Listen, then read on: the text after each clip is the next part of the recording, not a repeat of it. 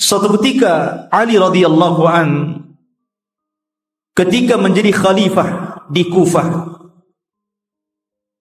ketika dia berkhutbah, tiba-tiba ada seseorang yang bernama Sa'sa'ah bin Suhan al-Abdi radhiyallahu an bertanya kepada Ali radhiyallahu an. Kata Sa'sa'ah bin Suhan, "Ya Amiral Mu'minin, mata yakhrujad Dajjal?" Wahai Amiral Mu'minin, kira-kira kapan munculnya Dajjal itu? Maka Amirul Mukminin Ali radhiyallahu an beliau mengatakan, "Wahai Sa'sa'ah, engkau bertanya kepadaku sesuatu yang sangat besar. Maka akan aku jawab, dan tolong ingat-ingat jawabanku." Maka Ali radhiyallahu an mengatakan, "Idza amatan nasu shalawat," apabila manusia sudah mulai meninggalkan salat. "Wa adha'ul amanah," apabila manusia sudah melalaikan amanah. "Wa kana al-hilmu dha'fa wadh-dhulmu fakhra," dan ketika sifat lemah lembut sudah melemah di hati manusia, kemudian kezaliman semakin menguat dan menjadi sebuah kebanggaan, maka di situ Dajjal akan keluar. Kemudian kata Ali radhiyallahu an, "Wa umara'uhum fajara, wa wuzara'uhum khawana, wa a'wanuhum zalama, wa qurra'uhum fasaqah." Dan ketika para pemimpin yang diangkat adalah pemimpin-pemimpin yang bejat, kemudian para menterinya adalah para pengkhianat-pengkhianat bangsa, dan para pendukungnya adalah orang-orang zalim, dan para ulamanya menjadi ulama-ulama ulama-ulama yang fasik. Maka ketika itu Dajjal akan keluar. Kemudian Ali radhiyallahu melanjutkan, "Wa dhahara al-jawru wa fasaz zina wa dhahara ar-riba wa quti'atil arham." Dan ketika kezaliman dan kelaliman menyeruak di tengah-tengah bumi ini, kemudian menyebarnya zina, tampaknya riba, dan orang sudah mulai memutuskan silaturrahim, maka itu juga alamat telah dekatnya munculnya Dajjal. Kemudian kata Ali radhiyallahu an, "Wattukhidatil qainat wa syuribatil khumur." Dan ketika manusia sudah mulai memanggil-manggil para penyanyi untuk menyanyi, kemudian khamar diminum secara bebas. Artinya di sini ikhwatu fiddin, maka kalau itu terjadi maka telah dekat kemunculannya. Dan hari ini kita lihat anak-anak kita dicuci otaknya oleh televisi-televisi. Kemudian dibayangkan kalau dia ingin seperti selebritis fulan dan fulana, karena merasa bahwa kalau menjadi artis dan selebritis itu hidupnya senang. Kemudian kata Ali radhiyallahu an, "Wa nuqidatil uhud wa dhuyyatil atama wa tawana an-nas fi salatil jamaah." Kemudian ketika manusia sudah mulai tidak peduli dengan janji, mereka khianati janji-janji. Kemudian sudah lemah, orang lemah untuk melakukan qiyamul lail. Dan hari ini kita lihat ada orang ikhwatu fiddin, dia rela tidur di siang hari hanya untuk nonton bola dunia di malam hari. Bangun dia di malam hari, kopinya sampai 1 ember biar enggak tidur. Dia rela seperti itu, ya. Kemudian Dan manusia sudah mulai lalai dan malas untuk solat di masjid, tentu bagi laki-laki. Padahal kata Ali radhiyallahu an, perhatikan, wa zakhraful masajid wa tawwalul manabir wa halul masahif. Padahal masjid pada hari ini kita saksikan hampir semua masjid itu tidak ada yang jelek, semua bagus, besar-besar, indah-indah. Tapi kemana orang-orang yang sholat di dalamnya? Kemudian menara tinggi-tinggi. Sampai sekarang mencari masjid, mengenali masjid itu lebih mudah dengan cara apa? Melihat menara. Oh, di sana ada masjid. Dari mana antum tahu? Tuh menaranya. Artinya orang dimudahkan untuk mencari dan melangkahkan ke masjid. Karena apa? Tidak disusahkan orang cari masjid, tapi orang malas ke masjid. Kemudian juga mereka mulai meninggalkan mushaf. Padahal cetakan Al-Quran itu hampir setiap tahun dicetak, disebarkan di mana-mana. Quran itu tidak sulit untuk mendapatkannya.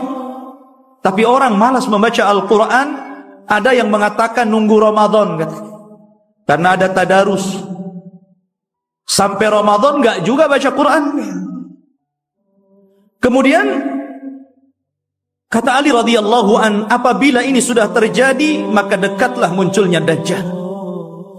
Kemudian Ali melanjutkan, wa akhadur rusha wa akalur riba wasta'malus sufaha wastakhaffu bid-dima. Ketika manusia sudah mulai mudah untuk memakan rasuah, sogok menyogok. Di negeri kita ini, korupsi itu bukan hanya tingkat level atas saja, level bawah pun sama. Bahkan antum buat KTP saja kadang-kadang ada pelicinnya ya. Bahasa rasuah itu kan bahasa pelicin katanya. Kalau ingin licin pakai oli saja. Jadi ikhwatu fiddin yang dimuliakan Allah Azza wa Jal, dan ini sudah banyak di mana-mana. Hampir semua sektor pekerjaan itu mesti ada rasuah. Padahal Rasul mengatakan ar-rasi wal murtasi finnar. Orang yang memberikan sogokan, orang yang memakan sogokan sama-sama di neraka. Wa akalur riba. Dan orang sudah gemar memakan riba. Bahkan ada orang yang enggak mau kerja dengan cara menyimpan uangnya di bank-bank konvensional. Dia hanya makan bunganya saja. Bahkan riba di hari ini subhanallah luar biasa. Karena riba itu mudah didapati hampir di semua tempat. Di tiang listrik ada riba, di pohon pisang ada riba, di pagar-pagar orang ada riba, gitu kan. Silahkan pinjam dengan gadekan bunga kecil, katanya. Jadi semua orang terlibat dengan riba.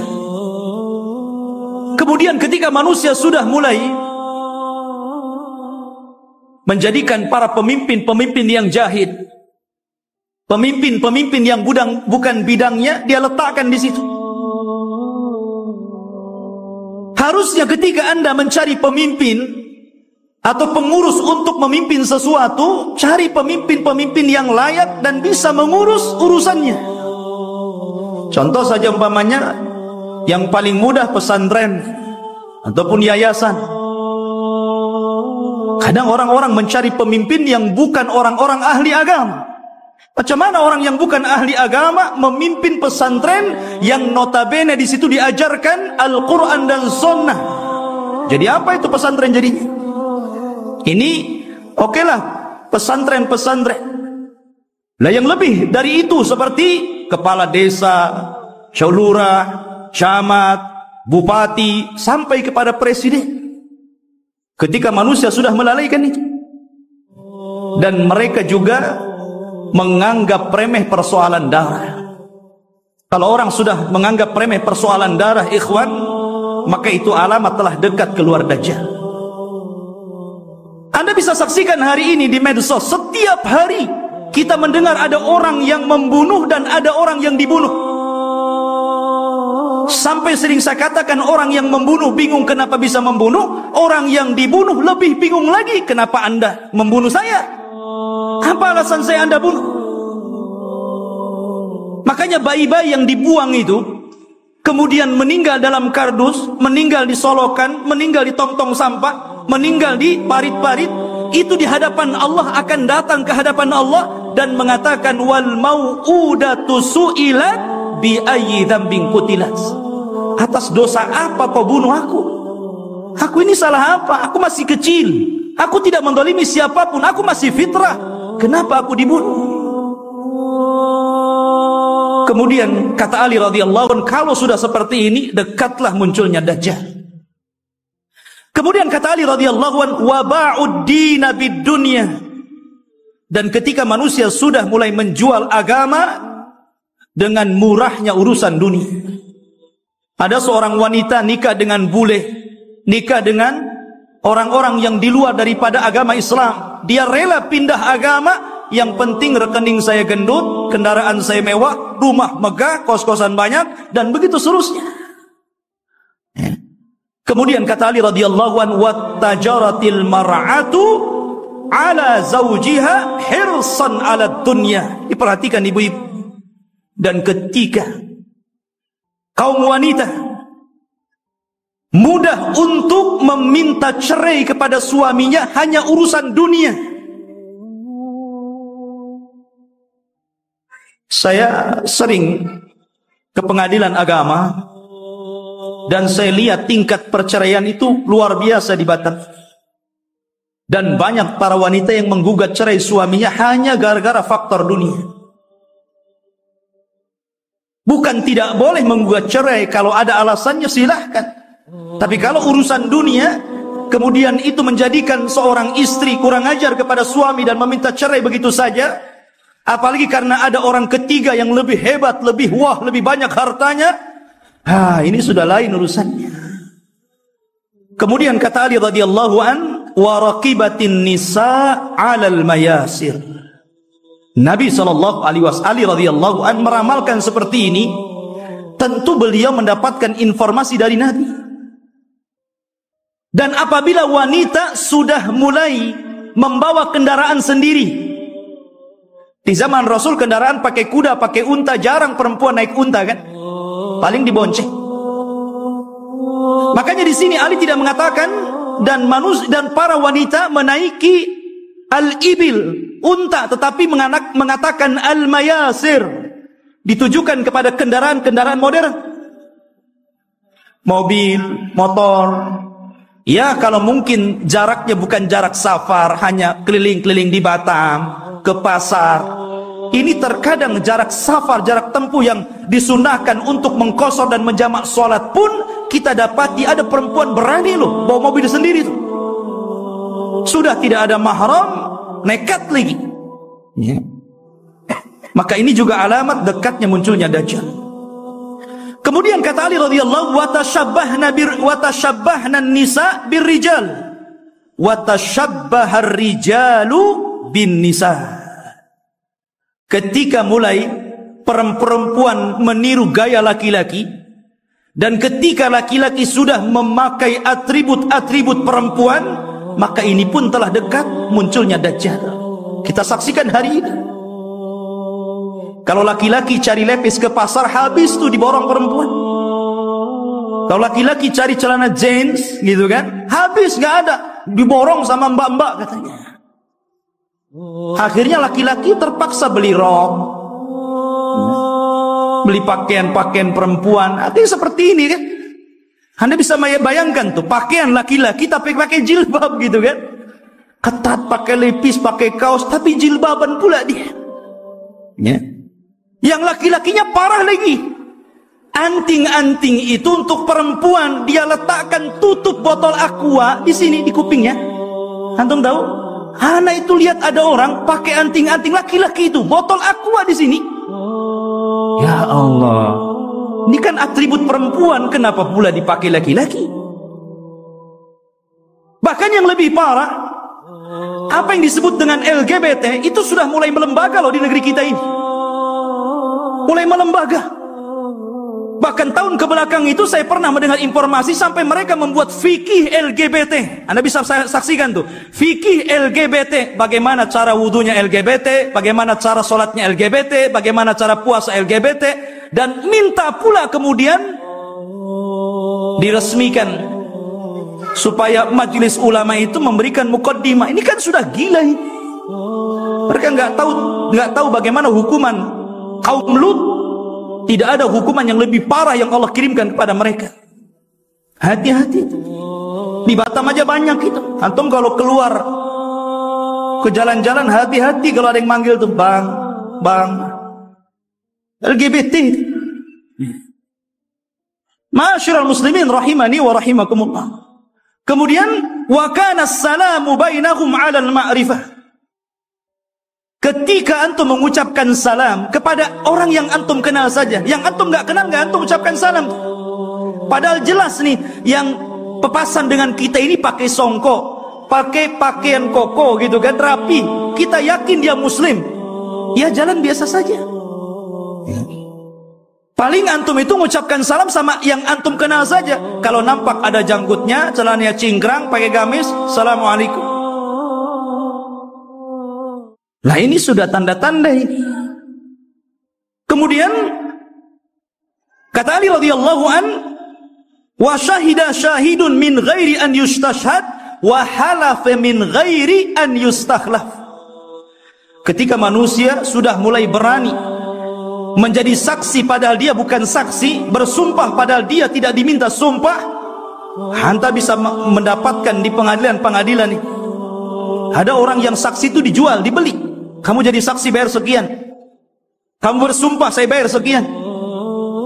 Ini banyak sekali yang seperti ini. Saksi jualan.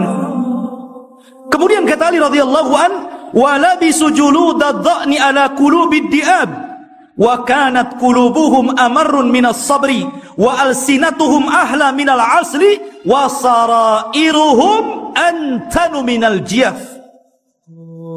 Dan ketika manusia-manusia sudah memakaikan bulu-bulu kambing, kulit-kulit kambing pada hati-hati serigala, padahal hati mereka adalah hati yang beracun, yang tidak pernah sabar.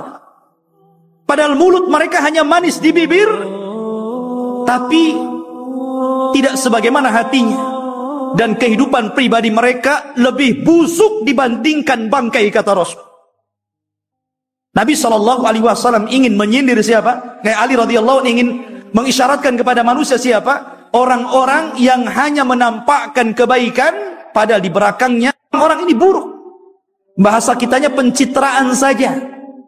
Biar orang pengenal saya ini baik, saya ini begini, dan begitu seterusnya. Dan zaman sekarang subhanallah, nyalon RT saja itu janjinya banyak. Itu baru RT itu. Nanti gang ini kita aspal, nanti solokan ini kita perbaiki. Habis jadi RT wassalam kan begitu. Kemudian wal tumisal fiqhu li ghairi din wa unkiral ma'ruf wa urifal munkar. Dan ketika manusia memberikan kecerdasan mereka bukan kepada urusan agama, ketika itulah maka manusia akan mengingkari yang ma'ruf dan mereka akan cenderung melakukan mungkar. Kan banyak ikhwan, kita sebagai orang tua tentu kita bisa melihat potensi anak. Anak saya ini cerdas, hafalannya mudah, ya. Harusnya kalau orang tua sudah tahu anak ini ada bakat kecerdasan, arahkan ke agama. Mumpung mereka masih bisa merekam gitu kan. Kalau sudah tua, susah, ibarat menulis atau mengukir di atas lautan gitu kan, di atas air. Ya nggak mungkin. Tapi kalau mengukir di atas batu sih masih berbekas. Maka dari sini ketika kecerdasan bukan kepada urusan agama, tapi untuk urusan dunia, maka orang pasti akan mengingkari yang ma'ruf dan akan melakukan kemungkaran. Kata Ali, kalau sudah tersusun beberapa masalah ini, maka pasti kedekatan munculnya Dajjal sudah dekat. Fannajatun najah, hati-hati kalian, selamatkan diri kalian dan selamatkan diri kalian. Ikhwatu fiddin yang dimuliakan Allah Subhanahu wa taala. Kita tahu bahwa ketika fitnah sudah menyebar di sana dan di sini, apa yang saya katakan tadi, dan hampir semua yang dikatakan Ali radhiyallahu an berlaku. Dan itu kita saksikan bermunculan setiap hari, dan Anda bisa saksikan di medsos-medsos yang kita lihat setiap hari. Apa yang disebutkan Ali itu bermunculan untuk satu-satu. Lah ketika ini sudah terjadi, maka muqaddimah alamat kiamat besar akan muncul. Apa muqaddimah alamat kiamat besar? Khurujul Mahdi, keluarnya Imam Mahdi. Ini yang kita akan bahas. Ma'asyiral muslimin rahimani wa rahimakumullah. Kita tahu bahwa kemunculan Imam Mahdi dan kemunculan Dajjal itu hampir beriringan. Imam Mahdi dulu, baru kemudian Dajjal. Dan Nabi SAW mengatakan Dajjal tidak mungkin keluar kecuali ala khiffatin minad din wa qillatin minal ilmi. Dajjal tidak mungkin keluar sampai manusia lemah dalam agama dan sedikit pengetahuan tentang Dajjal.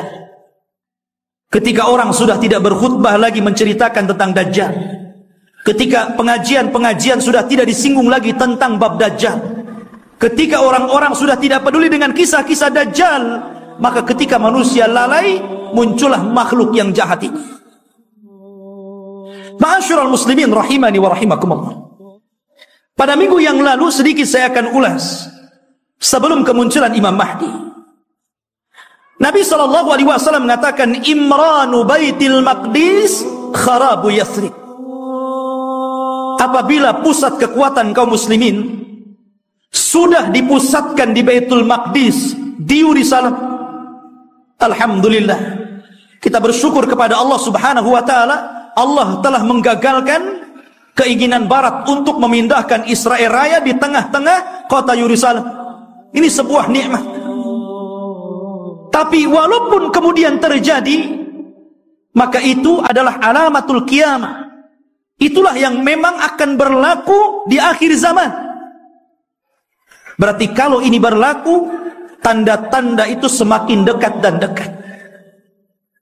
Kata Nabi SAW, apabila seluruh kaum muslimin dari belahan dunia sudah mempusatkan kekuatan mereka di Yerusalem, tepatnya di Baitul Maqdis, kharabu Yathrib. Ketika itu kota Yathrib, kota Madinah dan Mekah akan ditinggalkan manusia.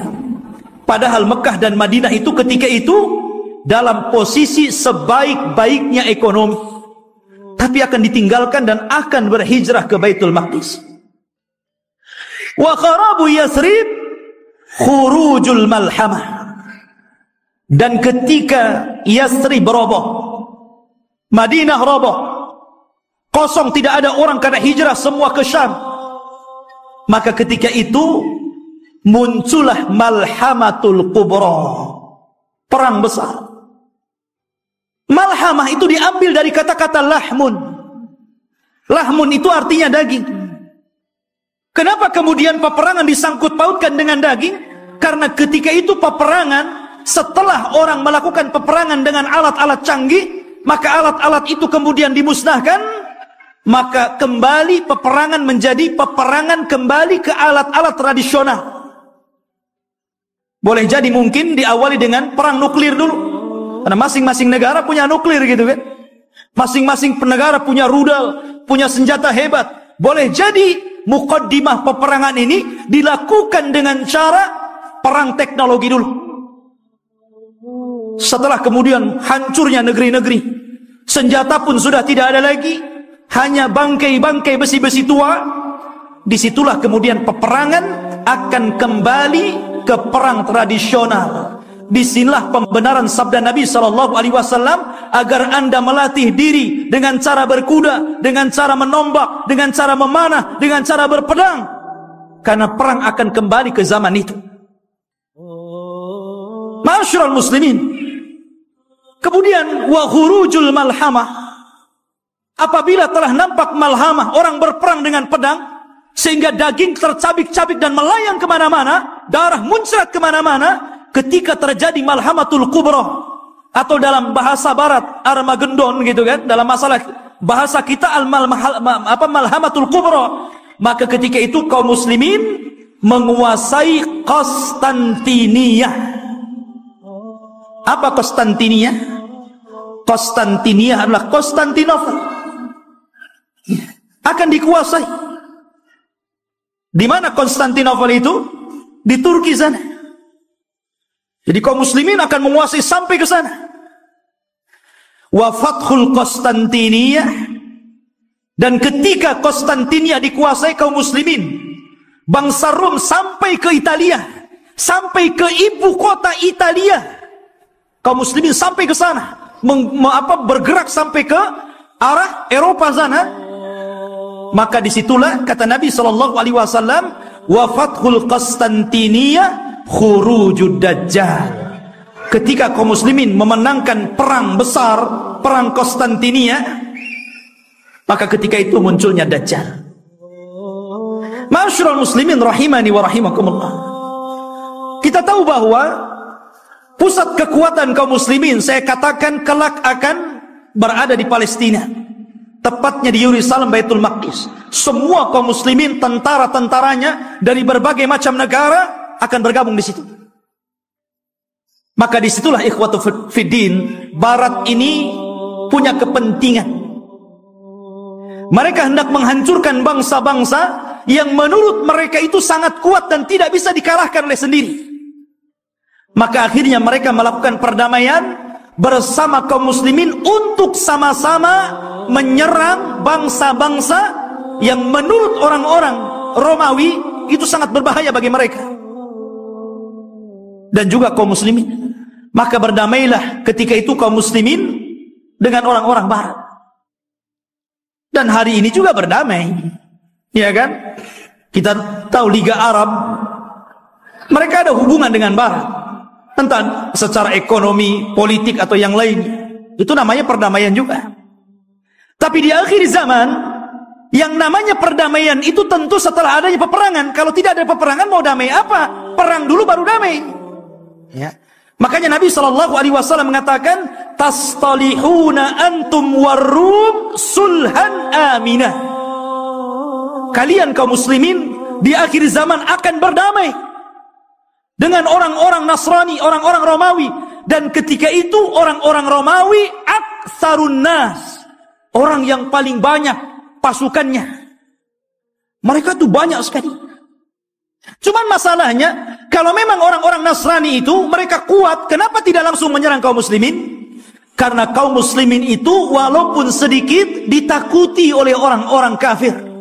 Lihat di zaman Rasul, perang Badar, 300 melawan 1.300, menang. Lihat perang Mu'tah. Antum tahu perang Mu'tah? Perang Mu'tah itu perang di mana kaum muslimin berhasil memerangi orang-orang Romawi. Nabi menulis surat kepada Raja Romawi.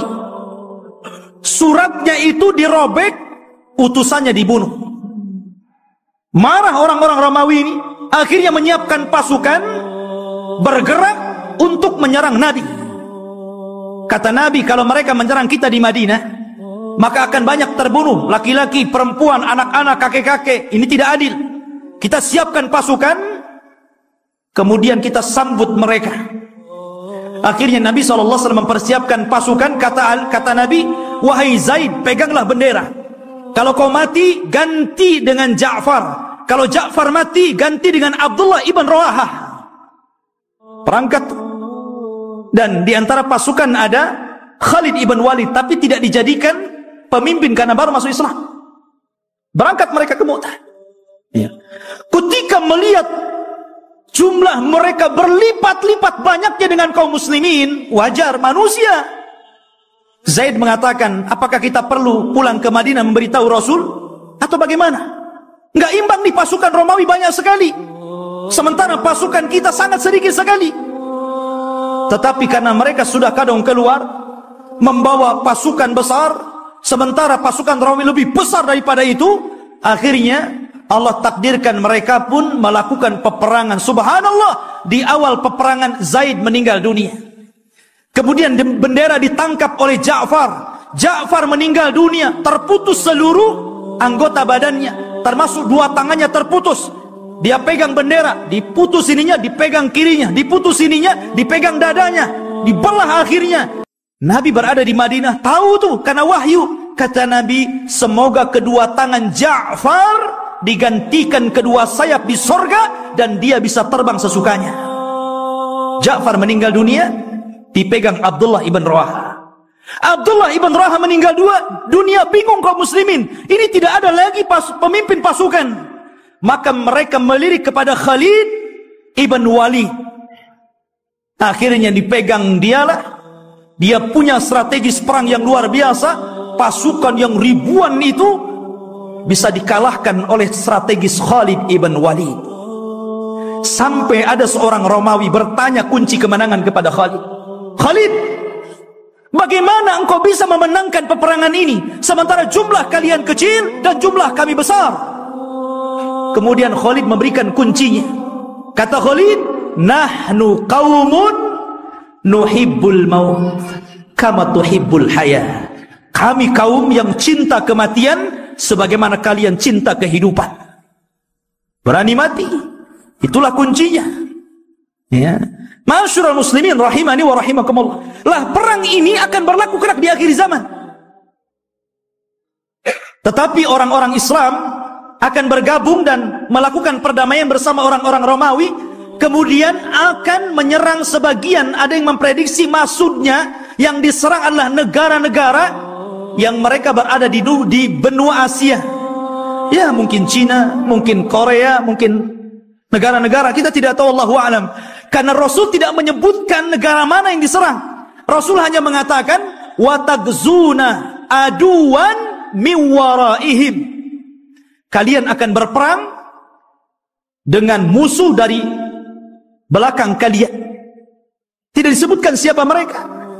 Tetapi perang ini adalah gabungan pasukan kaum muslimin dan Romawi menyerbu negara itu dan dimenangkan. Ketika dimenangkan ini akhirnya saling mengklaim.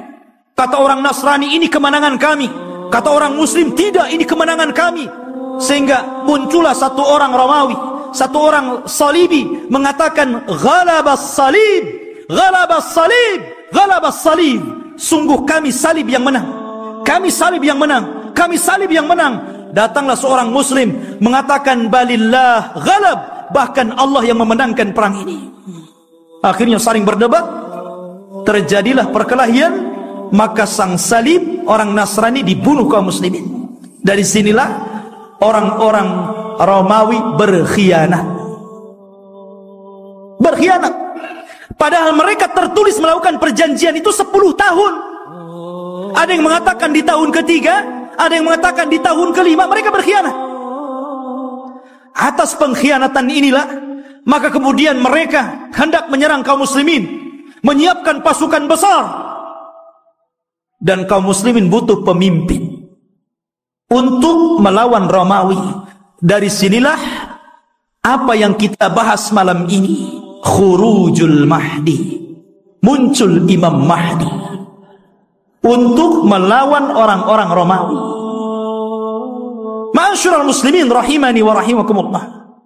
Kalau kita cerita Al-Mahdi al-Muntadhar, Imam Mahdi yang kita tunggu-tunggu kemunculannya, Nabi SAW menyebutkan sifat-sifatnya. Kenapa Nabi SAW menyebutkan sifat-sifatnya? Agar supaya tidak ada orang yang mengaku sebagai Imam Mahdi. Karena disebutkan sifat-sifatnya. Anda tidak bisa tahu-tahu saya Imam Mahdi. Kayak di Indonesia ini ada satu orang, satu waktu dia ngaku Imam Mahdi, satu waktu ngaku Nabi, satu waktu ngaku Nabi Isa. Oh, hebat. Dan itu hanya ada di Indonesia. Ya. Siapa dia? Lia Aiden. Antum pernah kenal kasusnya Lia Aiden? Sampai di penjara. Rupanya anaknya juga ngaku Nabi. Lihat ma'asyiral muslimin. Dan itu hanya ada di Indonesia. Ya. Belum lagi di Jawa Barat. Ada orang namanya Cecep. Orang Jawa Barat kan Cecep tuh namanya. Aja Cecep. Ya. Ngaku Nabi juga. Nabi Cecep namanya. Nabi Cecep, subhanallah. Kemudian belakangan ada namanya Ahmad Musaddiq. Sampai gempar. Banyak di negeri kita ini ngaku nabi. Kalau di Batam saya belum dengar.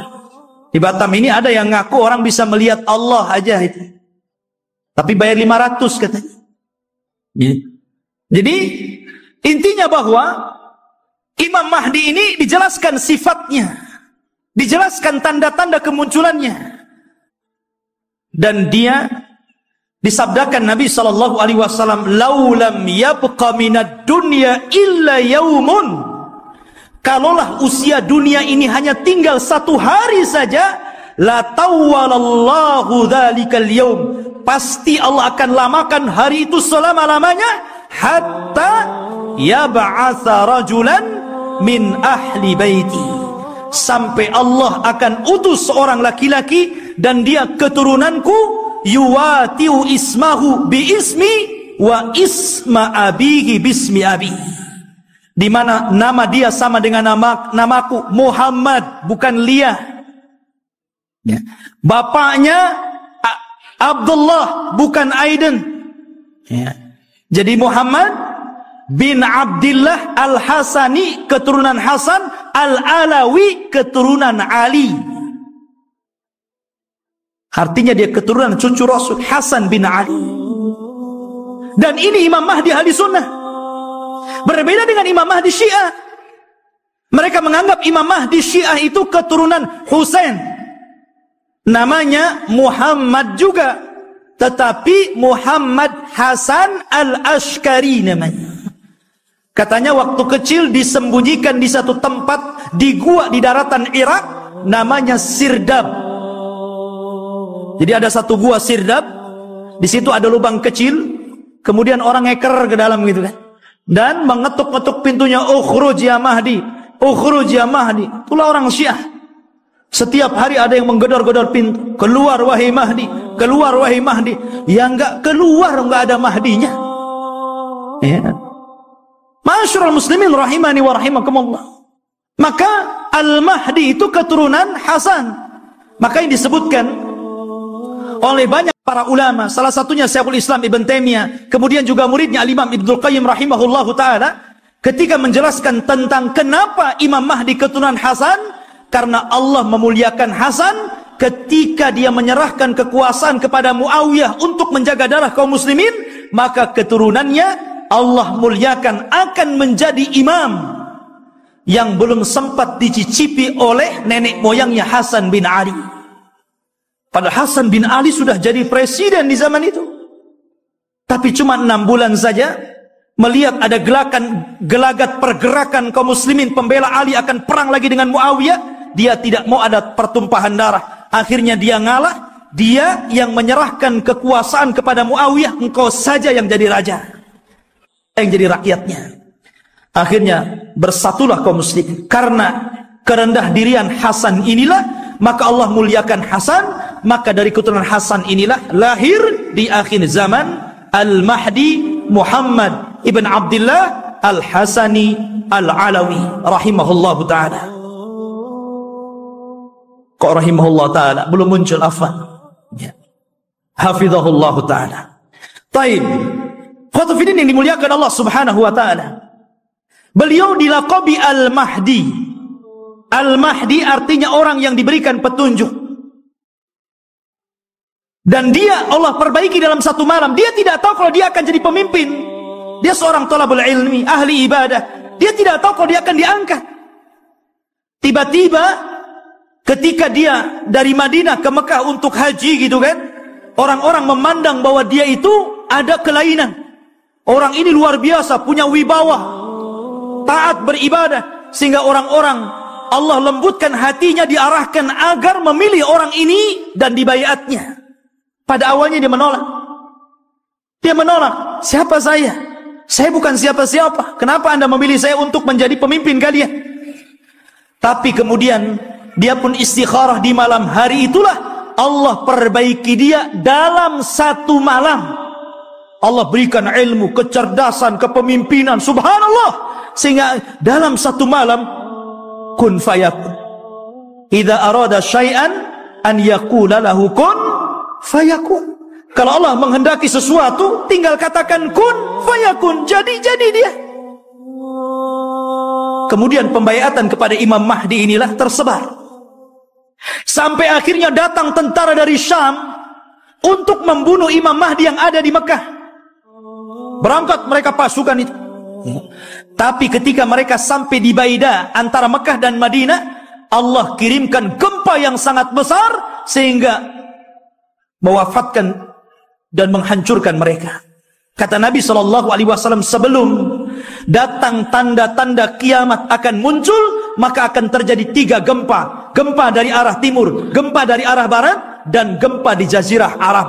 Inilah gempa di masa Imam Mahdi, menghancurkan semua pasukan yang akan menyakiti Imam Mahdi. Sampai orang yang jalan pun ikut mati, orang yang mau dagang ikut mati.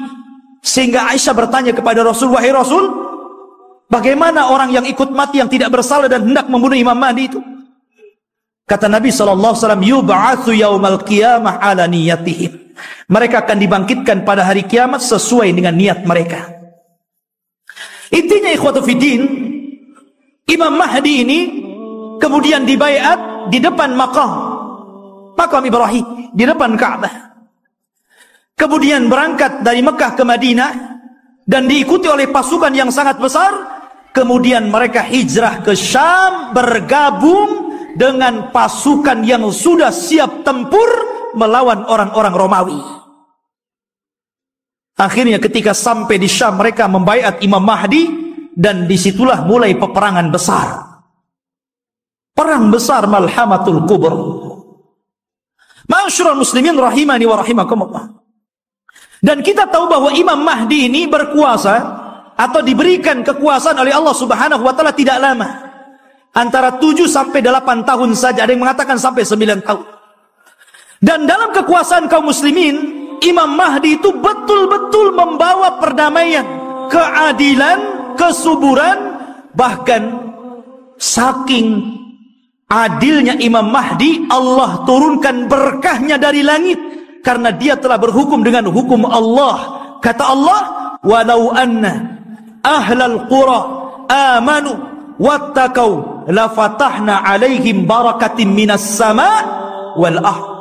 Kalaulah sebuah penduduk, sebuah negeri beriman, bertakwa, maka Allah Subhanahu wa taala akan kirimkan berkah langit dan berkah bumi. Ini terjadi di kekuasaan Imam Mahdi. Kaum muslimin, harta dibagi rata sehingga tidak ada miskin, tidak ada kaya, semua sama. Imam Mahdi berhukum dengan hukum Allah. Dan dia menggunakan khilafah dengan khilafah minhaj nubuwah. Ma'asyiral muslimin rahimani wa rahimakumullah. Lah ketika Imam Mahdi memimpin pasukan ini, kemudian Imam Mahdi berhasil menyerang orang-orang Romawi sampai ke jantung kotanya. Kemana? Ke Itali. Romawi di mana? Di Itali. Jadi bergerak dengan pasukannya sampai menyerbu orang-orang Romawi itu sampai ke jantung kotanya, ke Itali sana.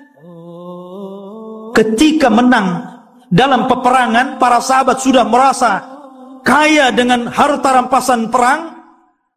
Karena kalau perang itu ikhwan, kalau musuh kalah kan semua jadi milik kaum muslimin. Tanah milik kaum muslimin, rumah milik kaum muslimin, kendaraan milik kaum muslimin, kaya.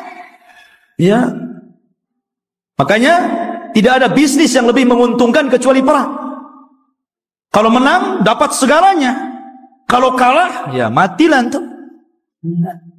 Artinya di sini ikhwatu fiddin yang dimuliakan Allah Azza wa Jalla, maka ketika sudah sampai dimenangkan itu, mereka berada di Eropa itu, berada di Itali, dan dimenangkan kaum muslimin, maka mereka sedang beristirahat di bawah pohon zaitun sambil menggantungkan pedang-pedang mereka, menunjukkan perang hari itu bukan dengan rudal, bukan dengan nuklir, tapi kembali ke pedang, kembali ke panah, kembali ke tombak, kembali ke kuda, kembali ke unta, persis di zaman Rasul. Disitulah syaitan datang.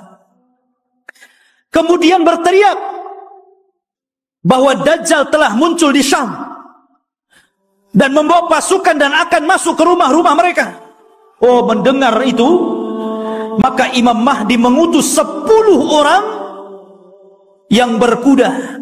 Kata Nabi SAW, aku kenal siapa nama-namanya. aku kenal bagaimana kudanya. Dan mereka adalah sebaik-baik penunggang kuda pada hari itu. Rasul yang mengatakan. Jadi mereka diutus Rasul untuk membenarkan apakah kedatangan Dajjal itu memang ada ataukah hanya isu. Jadi 10 orang ini yang sudah dijanjikan oleh Nabi SAW, kelak Imam Mahdi akan mengutus 10 orang. Rasul tahu namanya, Rasul tahu kudanya, dan mereka adalah penunggang-penunggang yang terbaik ketika itu. Berangkatlah 10 orang ini ke Syam. Rupanya tidak benar, tidak ada pasukan Dajjal yang akan menyerbu rumah-rumah mereka. Tapi memang pada hari itu Dajjal muncul. Dajjal muncul pada hari itu, tapi tidak menyerang rumah-rumah mereka. Sehingga mereka bergerak tuh, pasukan kembali ke Syam. Disinilah bermula kisah Dajjal. Bicara tentang Dajjal, ikhwatu fiddin yang dimuliakan Allah Subhanahu wa ta'ala. Dajjal itu adalah makhluk Allah Subhanahu wa ta'ala. Dia bukan Tuhan. Dia adalah keturunan dari Bani Adam. Bukan setan, bukan jin, bukan juga iblis. Bahkan dia lebih hebat daripada jin, lebih hebat daripada setan lagi. Tapi dia keturunan Bani Adam. Ma'asyiral muslimin, suatu ketika Nabi SAW mendatangi para sahabat. Sahabat sedang bicara tentang Dajjal. Saking banyaknya Rasul membicarakan tentang Dajjal di khutbah-khutbahnya, di majelis ta'limnya, di perang-perangnya, selalu cerita Dajjal, sehingga sahabat menyangka jangan-jangan Dajjal itu ada di kebun kurma Madinah. Ya.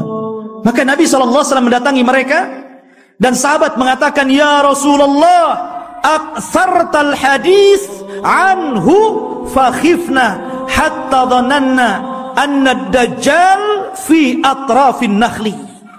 Wahai Rasul, kau terlalu banyak menceritakan Dajjal, sehingga kami takut jangan-jangan Dajjal itu sudah ada di kebun kurma.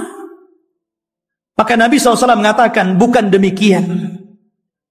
Jangan kalian mencelaku karena aku banyak bercerita tentang Dajjal. Karena ini fitnah lebih besar daripada harta, lebih besar daripada fitnah anak-anak, lebih besar daripada fitnah peperangan yang menghancurkan negara dan membunuh kaum muslimin. Lebih besar daripada fitnah-fitnah ini semuanya. Kata Nabi SAW, "Ghairu Dajjal akhwafuni alaikum." Tidak ada yang lebih aku takutkan kepada kalian kecuali fitnah Dajjal. In yakhruju fikum, kalau seandainya Dajjal itu muncul kepada kalian, wa ana hayyun, dan saya masih hidup, fa ana hajijudunakum, saya yang akan melawannya, saya yang akan berperang dengan dia. Akan tetapi kata Rasul, iyakhruju fikum wa ana mayyitun, kalau Dajjal keluar kepada kalian dan saya sudah mati, fa kullu nafsin dha'iqatul maut, setiap jiwa pasti mati. Kata Nabi SAW, famru'un hajijunya nafsahu, maka setiap orang harus membela dirinya masing-masing. Karena tidak ada yang bisa melawan Dajjal kecuali seorang Nabi. Maksudnya Nabi Isa. Makanya ketika Nabi SAW mendengar ada di Madinah seorang anak kecil yang Allah berikan keanehan dari ilmu-ilmu jin, namanya Saf, atau dikenal dengan Ibnu Soyyad, anaknya seorang Yahudi. Sifat-sifatnya sama dengan Dajjal yang diceritakan Nabi, anak kecil. Ya. Bahkan sebagian para sahabat bersumpah bahwa dia Dajjal. Salah satunya Umar ibn Khattab radhiyallahu an, bersumpah dia Dajjal. Dan Rasul membiarkan sumpahnya dan tidak mengingkari. Akhirnya Rasul datang dengan Abu Bakar, dengan Umar, ingin mengecek tentang keberadaan anak kecil namanya Saf, atau disebut dengan Ibnu Soyyad ini. Berangkat Rasul, kemudian masuk ke kampung Yahudi. Rupanya betul ada anak kecil yang sedang bermain-main dengan anak-anak yang lainnya. Kemudian Nabi memanggil anak kecil namanya Saf itu dan mengatakan, "Ya Saf, atashhadu anni Rasulullah?" Wahai Saf, apakah engkau bersaksi saya adalah utusan Allah? Anak kecil nengok Nabi. Kemudian dia mengatakan, asyhadu annaka nabiyyul ummi. Aku bersaksi engkau adalah nabi yang diutus oleh Allah Subhanahu wa taala. Tiba-tiba Saf berbalik tanya kepada Rasul, "Ya Muhammad, atashhadu anni Rasulullah?" Hei Muhammad, maukah kau bersaksi aku juga utusan Allah? Bayangkan, anak kecil ngomong di hadapan Rasul, mau enggak kau bersaksi saya juga utusan Allah sama dengan kamu? Kata Rasul, amantu billahi walir rasul. Aku beriman kepada Allah dan kepada Rasulnya saja. Maka Nabi SAW makin yakin. Karena Dajjal itu kemunculannya akan mengaku Nabi dan berakhir mengaku Tuhan. Ya. Maka kemudian kata Nabi SAW, ya Saf, inni khaba'tu laka khaba'an. Wahai Saf, dalam hatiku, dalam dadaku, aku menyembunyikan beberapa kalimat. Karena ketika itu Rasul baru diturunkan ayat kepadanya, surah kepadanya, namanya Suratul Dukhan. Dan itu para sahabat belum tahu, baru turun kepada Rasul Suratul Dukhan. Makanya Nabi menyembunyikan ayat itu dalam dadanya. Kata Rasul, wahai Saf, wahai Ibnu Sayyad, aku menyembunyikan beberapa kalimat di dadaku. Coba tebak apa? Kata si Saf ini memandang dada Rasul, tiba-tiba dia mengatakan, duh. Dia tidak bisa mengatakan dukhan, tapi sudah benar awalnya. Karena Rasul menyembunyikan kalimat dukhan, tapi dia tidak sempurna. Dia mengatakan duh. Maka Rasul langsung mengatakan ikhsha falan ta'du wa qadrak. Jelek engkau, celaka engkau tidak mungkin bisa meneruskan kalimat-kalimat yang ada di dadaku. Tapi dari Rasul makin bingung, jangan-jangan ini betul-betul Dajjal nih. Ya, dia tahu isi hati saya gitu. Anak kecil si Saf ini. Ya. Akhirnya Rasul pulang. Kemudian pada waktu yang lain dia ajak lagi Umar dan Abu Bakar ingin mengecek lagi keberadaan si Saf ini. Setelah ketemu dan hendak kemudian diintai dan kembali ingin diuji, tiba-tiba datang ibunya. Melihat ada Rasul sallallahu alaihi wasallam dan ibunya kenal. Ya Saf, ataka Muhammadun. Ya Saf, ataka Muhammadun. Hei Saf, Muhammad sudah datang di sampingmu. Maka Safun kemudian langsung pergi kemudian di belakang ibunya. Kata Nabi sallallahu alaihi wasallam, "Lau tarakathu latabayyana amruhu." Kalau ibunya ketika itu tidak memanggil-manggil, tentu aku sudah tahu siapa si Saf ini. Apakah Dajjal atau bukan Dajjal. Tetapi ikhwatu fiddin, kenyataannya si Saf ini kemudian tumbuh besar dan dia masuk Islam. Tapi dalam hati para sahabat masih ragu masalahnya. Jadi dia sudah tua, masuk Islam, sahabat masih ragu, itu masih ketakutan dengan si Saf ini Ibnu Sayyad yang sudah besar dan masuk Islam. Jangan-jangan dia Dajjal pura-pura masuk Islam. Jadi suatu ketika Abu Sa'id Al-Khudri radhiyallahu an, ketika Saf ini hendak berangkat haji dan para sahabat banyak yang sudah berangkat duluan, rupanya Abu Sa'id Al-Khudri ketinggalan dan Saf atau Ibnu Sayyad yang sudah tua, sudah dewasa gitu kan. Ketika itu Abu Sa'id Al-Khudri karena kecapean kemudian berada di bawah pohon untuk istirahat. Tiba-tiba si Saf ini baru datang mau haji juga gitu kan. Dan Abu Sa'id Al-Khudri sangat ketakutan dengan Saf ini karena Rasul pernah mengatakan dan sebagian para sahabat bersumpah dia Dajjal, itu masalahnya. Tiba-tiba ikut pula di samping Abu Sa'id, ikut duduk di situ. Gemetar Abu Sa'id ini. Ya.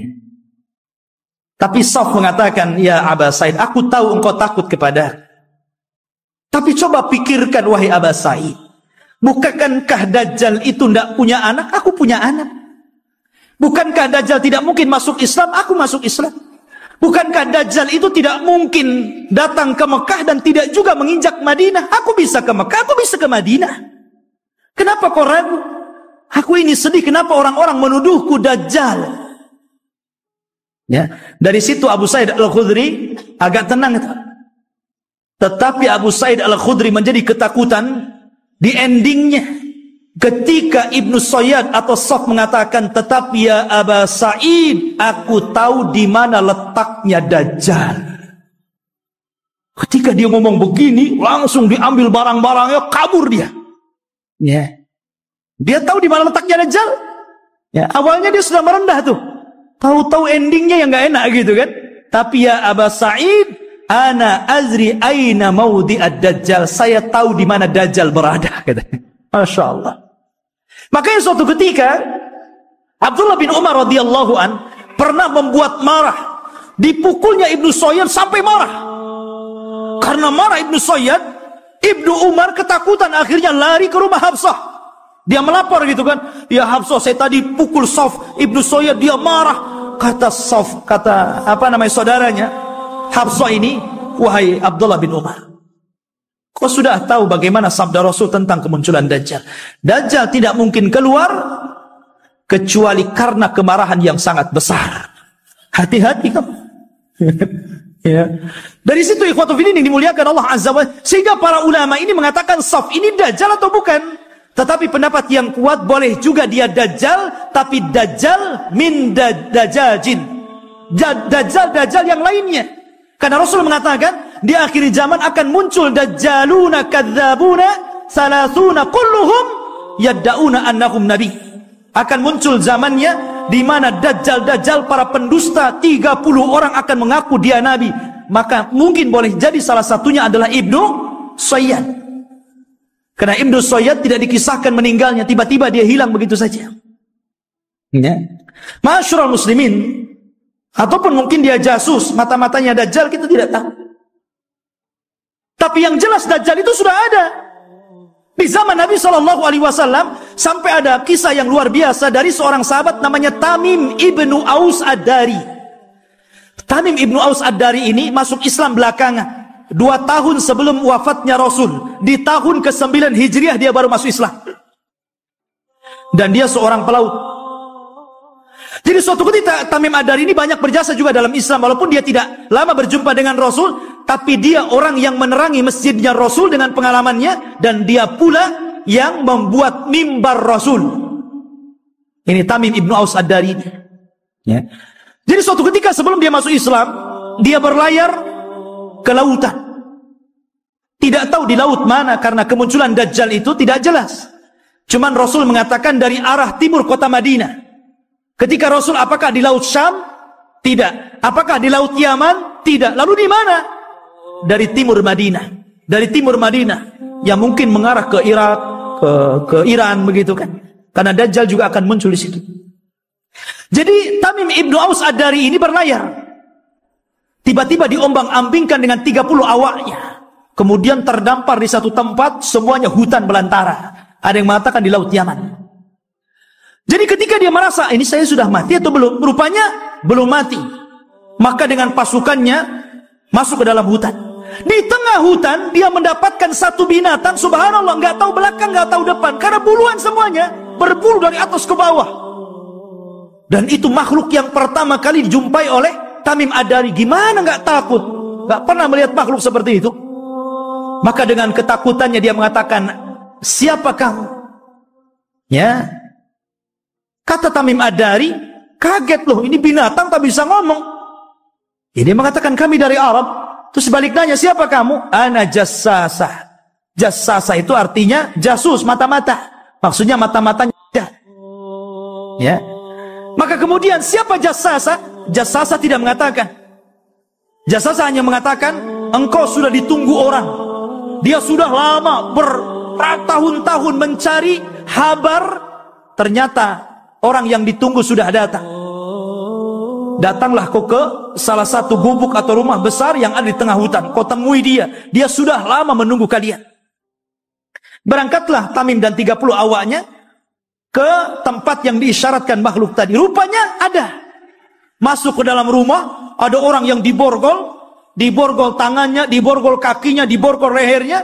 Tiba-tiba mengatakan kepada orang ini, dari mana kalian? Maka Tamim dengan ketakutan mengatakan, nahnu minal Arab, kami dari Arab. Ha, kalian dari Arab? Taib, saya akan bertanya kepada kalian, bagaimana kondisi kebun kurma Baisan? Kebun kurma Baisan, ya, ma'ruf, ya, kurmanya dulu sangat luar biasa. Kata Tamim Ad-Dari, subhanallah, kebun kurma Baisan Itu kebun kurma yang kualitasnya tinggi, berbuah terus, tidak pernah nggak berbuah, saking suburnya. Maka Rasul mengatakan sebentar lagi tidak ada kurmanya. Kata para peneliti, hampir sudah 100 tahun yang silam dari sekarang ini, sudah tidak berbuah lagi kurma-kurma yang ada di Baisan itu. Kemudian kata orang ini mengatakan, bagaimana kabar tentang telaga yang ada di Tobariyah, telaga Tobariyah. Dan telaga Tobariyah itu telaga yang dijadikan orang-orang Israel untuk diambil air minum bersih mereka. Apakah nyusut atau tidak? Kata dia, oh masih banyak airnya. Dan katanya hari ini, saya baca di Google itu, ya bisa percaya bisa tidak Google. Kalau ingin yakin antum ke sana saja ke Israel. Ya. Katanya sudah surut hampir 30-40% airnya.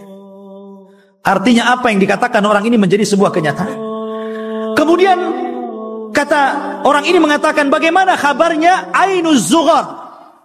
Ainuz Zughar, mata air Zughar itu mata air bersih yang biasa diambil minum dan untuk perairan ladang, dan itu berdekatan dengan Bahrul Mayyit, ya, dengan laut mati. Laut mati yang dulu kaum Lut diadab, kemudian ditimpakan dan sekarang jadi laut mati. Lah, Ainuz Zughar itu ada di sekitar itu. Kata orang ini, apakah masih berair? Ya, masih berair. Para petani masih ngambil airnya. Orang-orang masih minum di situ. Kata orang ini, sebentar lagi akan kering. Kemudian orang ini bertanya, apakah sudah tampak Nabi utusan Allah, Nabi Arab? Kata Tamim Ad-Dari, dia sudah sampai di Madinah, berhijrah dari Mekah. Apakah orang-orang membenarkan dan mendustakan? Iya, ada yang membenarkan, ada yang mendustakan. Kata Dajjal, sebaik-baik manusia adalah orang yang mengikuti dia. Dajjal saja nyuruh kita ikut Nabi. Ya. Dia mengatakan apa? Sebaik-baik orang adalah ikut dia. Dajjal itu. Sekarang yang bukan Dajjal tidak mau ikut Nabi. Nggak mau juga nyuruh orang ikut sunnah Nabi. Ada orang ikut sunnah Nabi dikatakan Wahabi. Ya kan? Ma'asyiral muslimin rahimani wa rahimakumullah. Maka kemudian Tamim Ad-Dari ketakutan, nggak mau lagi berdialog banyak-banyak, gitu kan? Dia langsung pergi pulang, cari jalan keluar. Allah takdirkan sampailah dia ke Madinah tepat pada tahun 9 Hijriah. Kemudian masuk Islam. Disitulah dia bercerita tentang pertemuan dia dengan makhluk yang aneh itu. Kata Nabi, tahukah kamu, manusia yang kau temui itu adalah Dajjal. Artinya sudah pernah ditemui salah seorang sahabat. Dan inilah satu-satunya kisah dari sahabat yang diriwayatkan Rasul, kemudian diriwayatkan kepada para sahabatnya. Rasul tidak pernah mengambil riwayat dari para sahabat. Yang ada sahabat meriwayatkan dari Nabi. Ini tidak, Nabi meriwayatkan dari sahabat, kemudian diriwayatkan ke sahabat yang lainnya. Satu-satunya sahabat yang diambil riwayatnya adalah Tamim Ad-Dari. Karena Rasul kan tidak punya, apalagi Tamim Ad-Dari seorang Nasrani sebelumnya. Ya. Maka dari situ ikhwatu fiddin, kata Nabi SAW di hadapan para sahabatnya, dia bercerita sambil bawa tongkat. Maka Nabi SAW mengatakan, kelak Dajjal itu akan sampai ke sini, maksudnya Madinah dan Mekah, tapi dia tidak akan bisa masuk. Dajjal itu hanya bisa yatarakab, hanya bisa mengintip di balik bukit Uhud. Karena seluruh kota Madinah dan Mekah akan dipagari malaikat, di tangannya pedang-pedang yang siap untuk membunuh Dajjal. Dajjal ketakutan. Dia hanya bisa melihat dari atas bukit Uhud. Dilihatnya Masjid Nabawi, tepatnya kuburan Nabi, bercahaya warna putih. Kemudian Dajjal mengatakan, hada qasrul abiyad, hada qasru Ahmad. Inilah istananya Muhammad. Inilah istana putih. Dan subhanallah, apa yang dikatakan Dajjal menjadi sebuah kenyataan. Kalau antum umroh atau Allah takdirkan antum haji gitu kan, cobalah antum melihat Masjid Nabawi di malam hari dari kejauhan. Naiklah ke bukit Uhud gitu kan, antum lihat Masjid Nabawi, tepatnya kuburan Rasul, maka akan dilihat ada cahaya putih. Dari tempat itu ada cahaya putih yang ke atas. membenarkan apa yang dikatakan Dajjal. Dan Dajjal tidak akan sanggup masuk ke kota ini, maksudnya kota Madinah, sambil memukul-mukul, hadhihi tayyibah, hadhihi tayyibah, hadhihi tayyibah, kata Rasul. Inilah negeri yang disucikan, inilah negeri yang disucikan, inilah negeri yang disucikan. Dajjal tidak mungkin masuk ke negeri ini, Mekah dan Madinah. Makanya di zaman itu salah satu tempat yang aman dari Dajjal, berangkatlah antum ke Mekah dan Madinah. Cuman sayang nggak ada pesawat. Antum kira-kira naik apa tuh dari Batam ke sana? Ya, nggak ada lagi pesawat terbang. Ya, mungkin belum sampai dah mati antum di jalan. Jadi khotbah yang dimuliakan Allah Azza wa Jalla, kata Nabi Shallallahu Alaihi Wasallam ketika bicara Dajjal, beliau mengatakan, sesungguhnya ayyuhan nas, innaha lam takun fitnatun ala wajhil ardi mundu dhara Allahu dzurriyyata Adam a'zam min fitnatid Dajjal. Wa inna Allah lam yab'ats nabiyyan illa hadzara ummatahu Dajjal wa ana akhirul anbiya wa antum akhirul umat. Wahai manusia, tidak ada satupun fitnah yang lebih dahsyat ketika Allah menciptakan anak Adam dibandingkan fitnah Dajjal. Karena andailah seluruh dukun-dukun yang ada di dunia dikumpulkan, kemudian melakukan kontes sihir, maka sihir mereka jauh di bawah sihir Dajjal. Nggak ada dukun, walaupun satu dunia melawan Dajjal, nggak akan bisa dilawan. Sihirnya luar biasa. Ya, itu dukun tuh memang luar biasa sihirnya. Diberikan oleh Allah Azza wa Jalla kekuatan sehingga orang mudah untuk percaya bahwa dia Tuhan kita, itu masalahnya. Kalau tukang sihir itu kan ma'ruf di zaman Nabi Musa, justru ketika Nabi Musa menampakkan mukjizatnya, semua tukang sihir beriman kepada Musa, walaupun belakangan dibunuh semua oleh Firaun. Tapi mereka orang yang dimasukkan ke dalam sorga padahal tidak pernah sujud kepada Allah sedikit pun, karena beriman kepada Musa. Ya.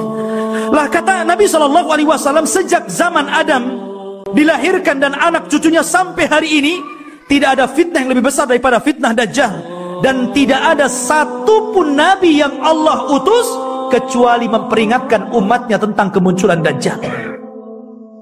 Nabi Syuaib memperingatkan umatnya tentang kemunculan Dajjal. Nabi Saleh, Nabi Yakub, Nabi-Nabi yang lainnya, Nabi Ibrahim, Nabi Sulaiman, Nabi Daud, dan seluruh para Nabi, mereka mengingatkan tentang kemunculan Dajjal.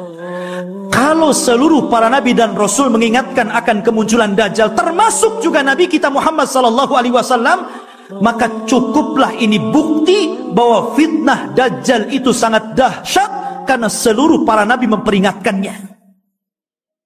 Ini antum harus paham.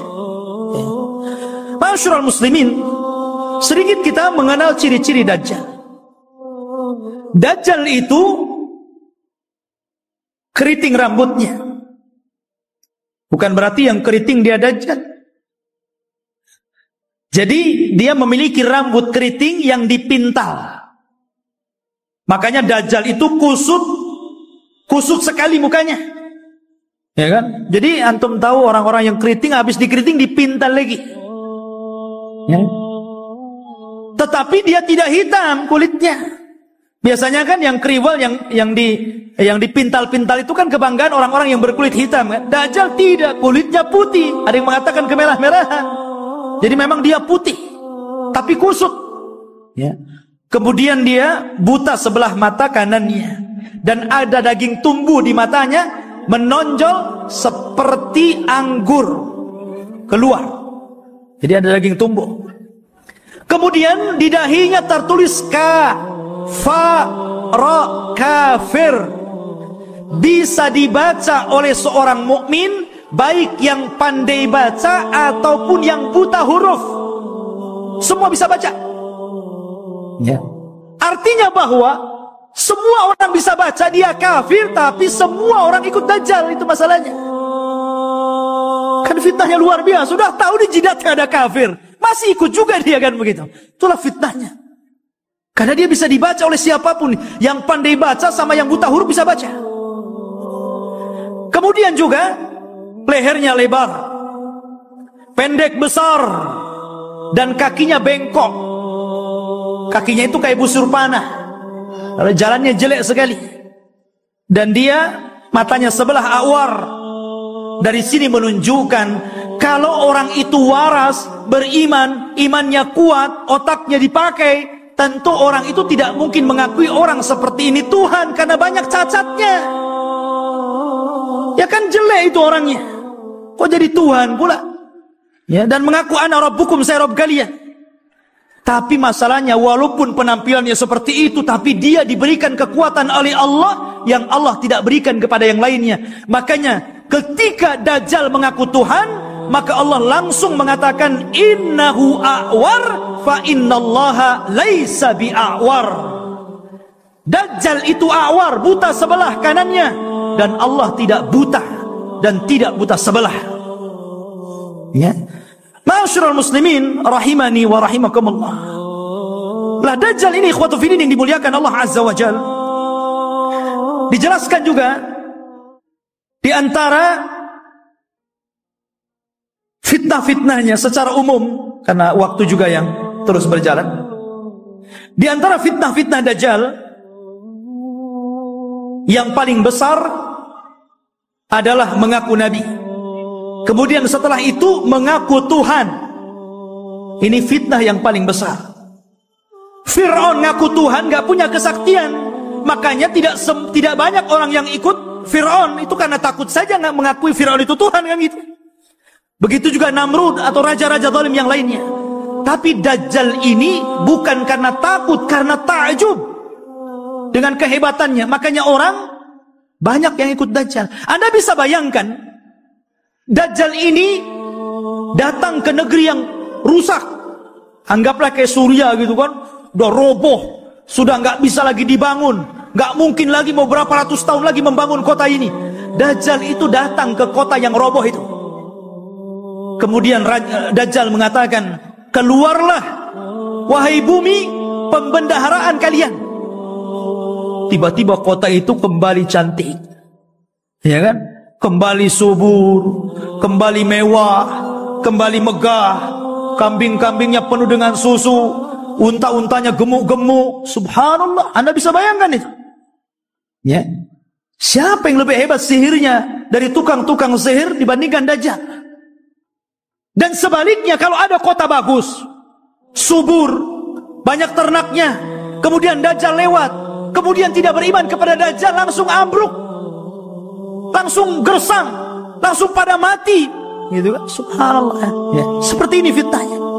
Bahkan suatu ketika Dajjal ini mendatangi sebuah perkampungan, kemudian mengatakan, bagaimana kalau kuhidupkan keluarga kalian? Apakah ibu kalian, apakah anak yang kalian cintai, atau siapalah terserah di antara keluarga kalian, siapa yang mau kuhidupkan, kuhidupkan.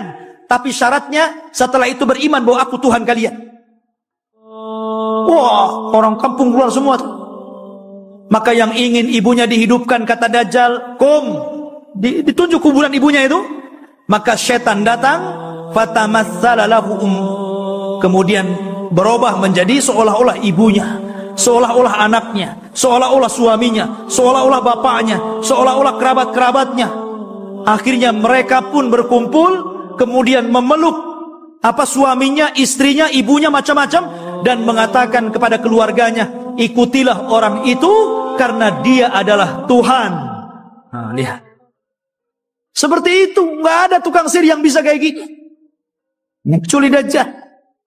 Ya. Sampai suatu ketika dia hendak mendatangi Mekah dan Madinah, Dajjal memukulkan kakinya beberapa kali, pukulan terjadi gempa. Akhirnya seluruh orang kafir dan munafik yang ada dalam Madinah keluar semuanya. Ketika itu ada anak muda yang kuat imannya menantang Dajjal. Dia cari Dajjal di kerumunan pasukannya yang diikuti 70 orang-orang Asfahan, Yahudi Asfahan. Dan mereka menggunakan selendang-selendang yang hari ini orang-orang Yahudi memakainya, toyalis. Selendang yang dipakai di bahu-bahu mereka itu, toyalis namanya. Ya. Lah kemudian anak muda ini ditangkap oleh tentara Dajjal. Kemudian ditanya, mau kemana mau kamu? Saya mau ketemu rajamu Dajjal. Di mana dia? Akhirnya dihadapkan. Kemudian Dajjal memerintahkan pasukannya untuk memukuli. Habis dipukuli dihadapkan kepada Dajjal. Kemudian Dajjal memerintahkan algojonya untuk menggergaji. Digergaji jadi dua tuh. Dari atas kepala pertengahannya sampai ke muka sampai ke belah jadi dua. Habis belah jadi dua, Dajjal berjalan di tengah-tengahnya. Kemudian mengatakan kepada pengikutnya, kalau aku hidupkan dia, makin yakin engkau dengan aku bahwa aku Tuhan kalian. Semua mengatakan, ya engkau Tuhan kami. Maka Dajjal mengatakan, kom.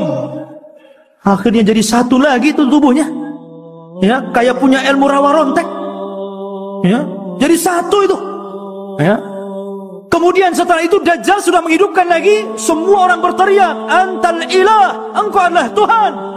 Maka Dajjal mengatakan kepada anak muda ini, maukah engkau bersaksi bahwa saya adalah Tuhan kalian? Maka anak muda ini ternyata tidak mengatakan, saya semakin yakin anta Dajjalul kadzdzab. Saya semakin yakin engkau itu Dajjal, pendusta yang disabdakan Rasul sallallahu alaihi wasallam. Oh, marah Dajjal.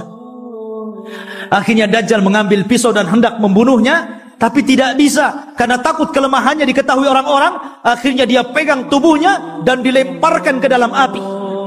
Tapi anak muda ini sempat berteriak, engkau tidak akan bisa membunuh kecuali diriku, yang lain tidak bisa. Ya, Ma'asyiral muslimin rahimani wa rahimakumullah. Dari sini menunjukkan bahwa luar biasa Dajjal ini. Lah Dajjal ini akan memimpin pasukan besar.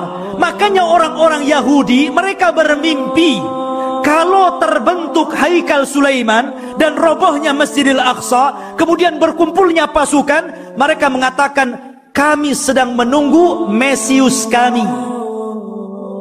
Mesius itu bahasa mereka, bahasa kita Dajjal. Bahasa kita Dajjal.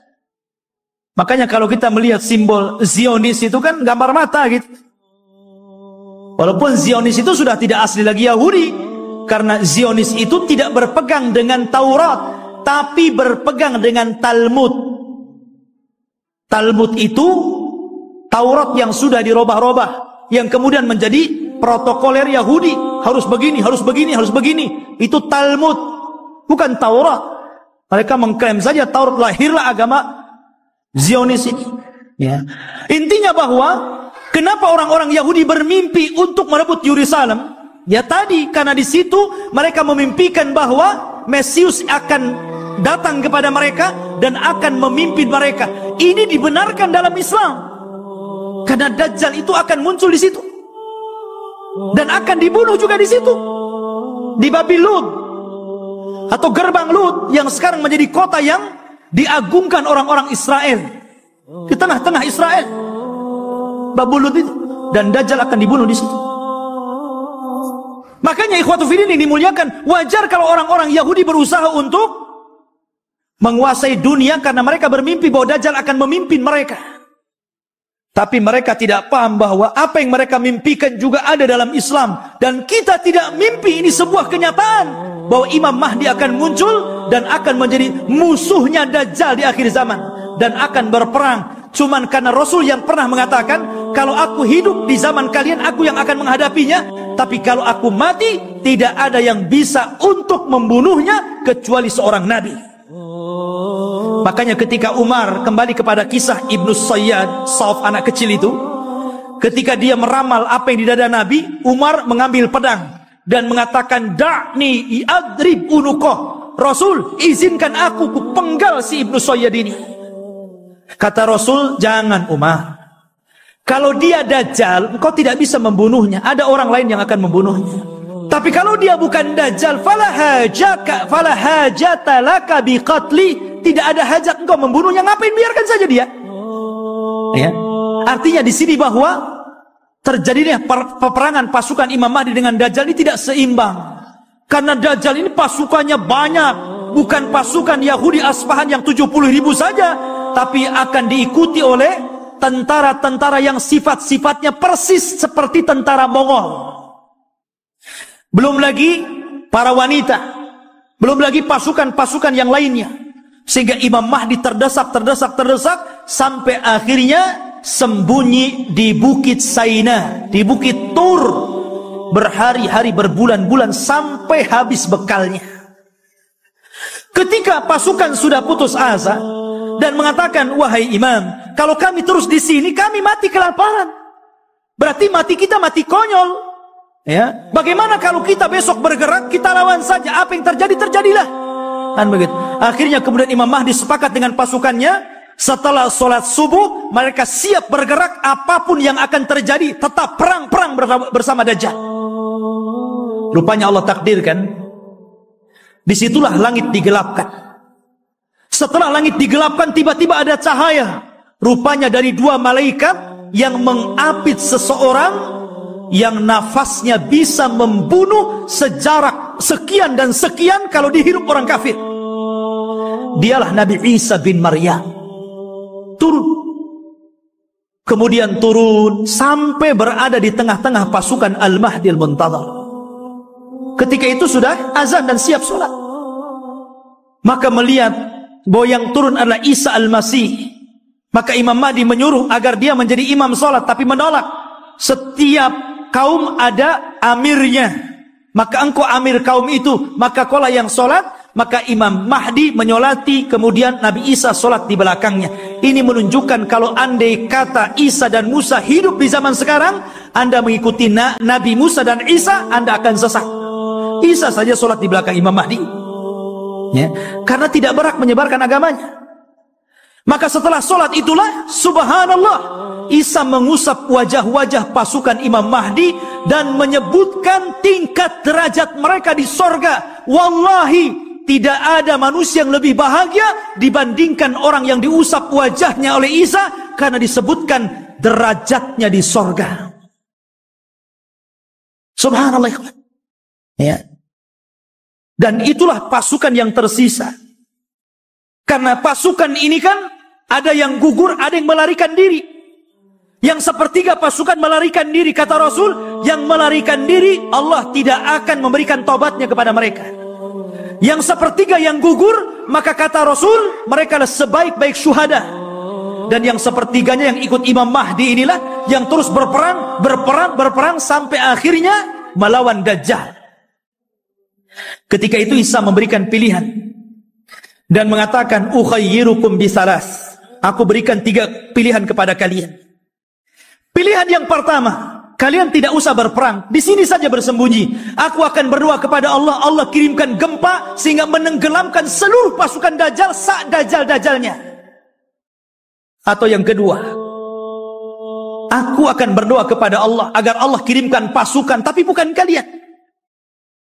Pasukan inilah yang kelak akan membunuh Dajjal, dan kalian tidak perlu capek, sembunyi saja di sini. Atau yang ketiga, besok kita berangkat, saya pimpin kalian, kita lawan Dajjal, dan aku akan berdoa kepada Allah, semoga tangan-tangan Yahudi dan seluruh pengikut Dajjal tidak sanggup mengangkat pedangnya sehingga engkau tinggal mudah menebas lehernya. Yang ketiga yang enak nampaknya, ya. Akhirnya mereka memilih yang ketiga tuh, ya. Diambilnya yang ketiga. Maka setelah sholat subuh, diusap wajah, kemudian disebutkan tingkatannya di sorga, mereka pun turun, pasukan dari Bukit Saina dipimpin Nabi Isa bin Maryam, maka mereka tinggal tebas saja tuh pasukan Dajjal itu. Akhirnya karena terjadi kelemahan, seluruh pasukan Dajjal tunggang langgang, lari ke sana kemari, sembunyi di batu. Batu bisa bicara, hei muslim, Yahudi di belakang, bunuh dia. Senang, ada dia, bunuh, gitu ya. Masuk gua ngomong, masuk pohon ngomong. Tidak ada satupun makhluk kecuali dibuat bicara oleh Allah. Bagaimana Allah hinakan itu? Mereka nggak bisa sembunyi. Mau sembunyi di mana? Semua makhluk Allah bicara. Hei muslim, ini Yahudi, bunuh di sini. Ya. Akhirnya mereka lari ke sebuah pohon yang dijanjikan bahwa pohon itu bisa melindungi mereka. Kata Nabi SAW, kecuali satu pohon, mereka tidak akan bicara, mereka akan melindungi orang-orang Yahud, dan pohon itu disebut Gharqad namanya. Pohon Gharqad. Makanya sekarang karena hadis ini sudah bocor sampai ke Israel, maka orang Israel membuat perkebunan sehijau-hijaunya dengan pohon Gharqad. tapi sayang kemarin kebakaran. Nanam lagi, ya. Mudah-mudahan kebakaran lagi, ya. Masyaallah muslimin, tetapi dulu saya pernah mendengar ada orang cerita tentang beberapa tokoh-tokoh di Jawa Timur kalau tidak salah. Berkumpul mereka membicarakan tentang fatwa pohon gorkot. Karena bentuk pohon gorkot ini hampir mirip dengan cemara. Ya. Sehingga kemudian sebagian mereka mengatakan bahwa jangan-jangan cemara itu adalah gorkot. Sampai akhirnya ada yang memberikan ide bagaimana kalau kita tebang semua pohon cemara itu. Biar nggak ada orang Yahudi sembunyi di Indonesia. Bukan cemara, bukan gorkot, ikhwan. Cemara ya cemara, biarkanlah cemara itu untuk penghijauan gitu kan. Ya. Jadi ikhwatu fillah ini dimuliakan. Jadi pohon gorkot itulah yang tidak akan bicara. Makanya orang Yahudi mengembangkan pohon ini di mana-mana. Tetapi Dajjal berhasil dibunuh oleh Nabi Isa di Babul Lut. Babul Lut, benteng Lut yang sekarang jadi kota di Israel. Disinilah Nabi Isa mampu membunuh Dajjal, memenggal kepalanya, kemudian mengatakan kepada pasukan Yahudi dan Nasrani, inilah kepala kalian, inilah pemimpin kalian sudah kubunuh. Dari situ mereka menyerah. Lah yang tersisa dari orang-orang ahli kitab, dari orang Yahudi dan Nasrani, akhirnya mereka beriman kepada Allah lewat perantara Isa, tapi bukan ikut agama Isa sebagaimana prasangka Nasrani. Mereka ikut agama Muhammad lewat perantara Isa, dan itu diisyaratkan dalam Al-Quran, wa im min ahlil kitab illa la yu'minan nabihi qabla mautihi. Dan sebagian ahli kitab kelak akan beriman kepada Allah dan agama Muhammad sebelum wafatnya Isa bin Maryam, karena Isa akan berkuasa selama 40 tahun rupanya.